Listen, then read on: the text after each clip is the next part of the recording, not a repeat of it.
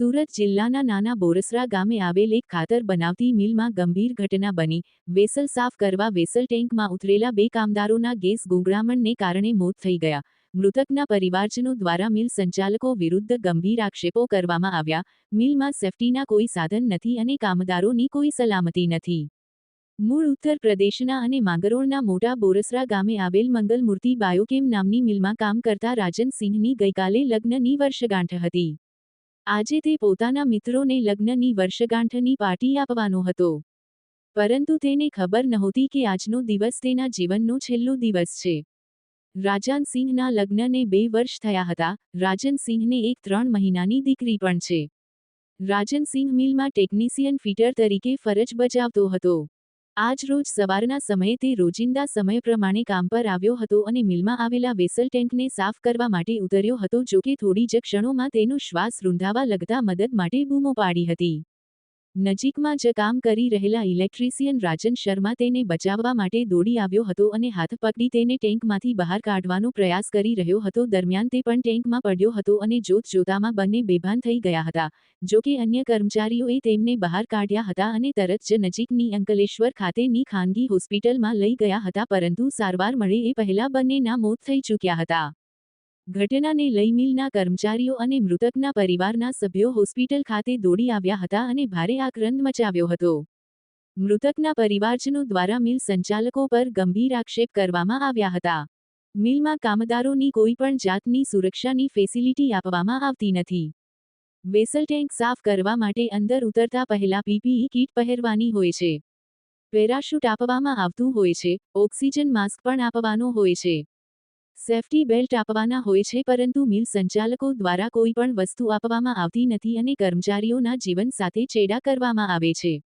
જોકે આખી ઘટના દરમિયાન મિલના સંચાલકો કે જવાબદાર અધિકારી મિલમાં કે હોસ્પિટલમાં દેખાયા ન હોવાનો પણ ગંભીર આક્ષેપ કરવામાં આવ્યો હતો. મૃતક રાજન સિંહ તેના પિતાની એકમાત્ર સંતાન હતું. ઘડપણમાં મા બાપ તેના સંતાન પર આશા રાખતા હોય છે, ત્યારે હવે રાજન સિંહ બાદ હવે તેની પત્ની અને તેની 3 માસની બાળકીની જવાબદારી પણ હવે એક વૃદ્ધ પિતા પર આવી પડી છે. ત્યારે એક દીકરાનો સહારો ખોઈ બેઠેલા નિરાધાર પિતા કંપની પાસે વળતરની માંગ કરી રહ્યા છે. જગદીશ ભરવાડ, ન્યૂઝ 14, નાના બોરસરા. નાના બોરસરા ગામે મંગલમૂર્તિ બાયોટેક નામની કંપની આવેલી છે. તેના 2 એમ્પ્લોયની ઝેરી અસર થતાં જયાબેન મોદી હોસ્પિટલ અંકલેશ્વર ખાતે એડમિટ કરેલા છે. પ્રાથમિક રીતે જાણવા મળેલું છે કે આને ઝેરી અસરના કારણે એનું મૃત્યુ થયેલું છે. કંપનીની પણ વિઝિટ કરેલી છે. કંપનીની મેનેજમેન્ટ હાજર ન હોય એટલે મૃત્યુનું ચોક્કસ કારણ કે કઈ રીતે બનાવ બન્યો તે જાણવા મળેલ નથી. હાલ આ બાબતની તપાસ ચાલુ છે. श्री नारायण सिंह लड़का मेरा कौन कंपनी है, मंगलमूर्ति में सर्विस करता था कंपनी से। 9 बजे यहाँ से ड्यूटी गया।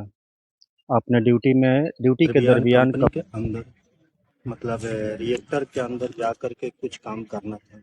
रिएक्टर सफाई नहीं होने के कारण मैं रिएक्टर में गैस फैलने के कारण विदाउट सेफ्टी परमिशन दिया गया। अंदर गया, उसको गैस लग गया और उसके बाद हाथ पकड़ करके बेडाउट थी के उतर रहा था। दूसरे का एक राजन था, उस बिजली वाला था, बिजली का जो काम करता था, राजन शर्मा, उसका हाथ पकड़ा था।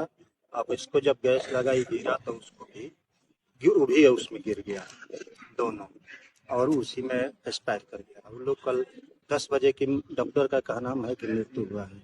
आई लोग हमें 1 बजे खबर कर रहे हैं, 1 बजे के बाद।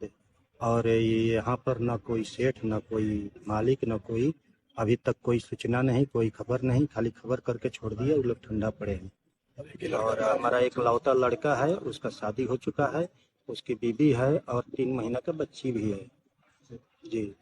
और उसको मतलब हमारा यही कहना है कि बस उसकी बीवी और बच्चे को धारण पोषण और सब सही दर्जा मिलना चाहिए। फैक्ट्री में कोई सेफ्टी वगैरह नहीं था? नहीं, सेफ्टी दिया होता तो बच्चे का ये घटना नहीं। ये रिएक्टर जो होता है किस तरह का रिएक्टर था? रिएक्टर जिसमें पैच डाल करके मटेरियल बनाते हैं, गोल्ड ड्रम जैसा होता है, केमिकल का, स्टील एसएस का था। अच्छा, तो उसके अंदर उतरने के लिए कुछ गैस मास्क ऐसा लगाना पड़ता? कुछ नहीं लगाना पड़ता है, उस जहाँ तक CBS सेट भी लगाना पड़ता है ताकि गैस न लगे। पैराशूट लगाना पैराशूट पड़ता है, लगाना पीपी पड़ता किट है, लगाना पड़ता है, सेफ्टी किट लगाना पड़ता है, लेकिन कुछ नहीं दिया कंपनी ने कुछ नहीं जो कि वो अभी बच्चा का लाश पड़ा हुआ है, आप देख सकते हैं कि उसके पास कुछ नहीं लगा हुआ।